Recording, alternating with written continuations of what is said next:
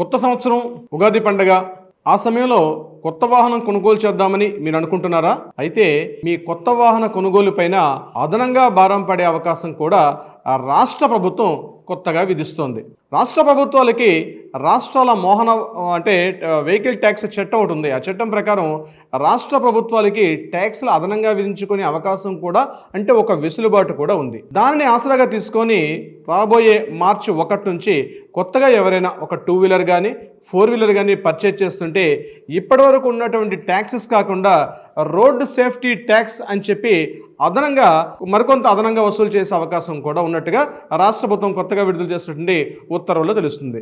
అంటే road safety tax అంటే సుమారుగా నాన్ ట్రాన్స్పోర్ట్ వెహికల్స్ అంటే ఉదాహరణకి మన 2 వీలర్స్ కానీ లేదా 4 వీలర్స్ అదేవిధంగా 7 సీటర్స్ అట్లాంటి ఆటోలపైన కూడా నాన్ ట్రాన్స్పోర్ట్ కిందకి వస్తాయి. ఉదాహరణకి మీరు ఒక 2 వీలర్ తీసుకుంటున్నారు అనుకోండి, ఇప్పటివరకు మీరు చెల్లిస్తున్నటువంటి లైఫ్ ట్యాక్స్లు రకరకాల ట్యాక్స్లు ఏవైతే ఉన్నాయో దాంతోపాటు అదనంగా రోడ్ సేఫ్టీ ట్యాక్స్ అని చెప్పి అదనంగా మరొక 2,000 రూపాయలు మీరు ట్యాక్స్ కట్టాల్సిన అవసరం ఉంది. ఇది కాకుండా తేలికపాటి వాహనాలు అంటే లైట్ మోటార్స్ వెహికల్స్ అంటే కార్లు, ఇంట్లో మనం డొమెస్టిక్ మన ఫ్యామిలీ కోసం మనం వాడుకున్నట్టు మనం పర్చేజ్ చేసే వెహికల్స్ దీని మీద సుమారుగా ఒక 5,000 రూపాయల వరకు కొత్తగా ట్యాక్స్ పడే అవకాశం కూడా ఉంది.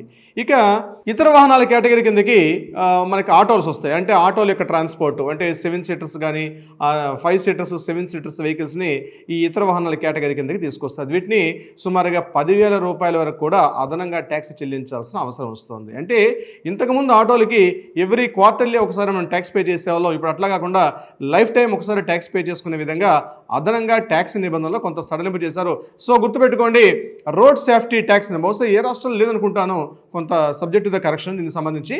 బట్ అదనంగా ఇప్పుడు రోడ్ సేఫ్టీ ట్యాక్స్ అని చెప్పి అదనంగా మరొక అమౌంట్ కూడా వసూలు చేసే అవకాశం కూడా ఉంది. తొందరలోనే మార్చి 1, 2026 నుంచి ఇది అమల్లోకి వస్తుంది.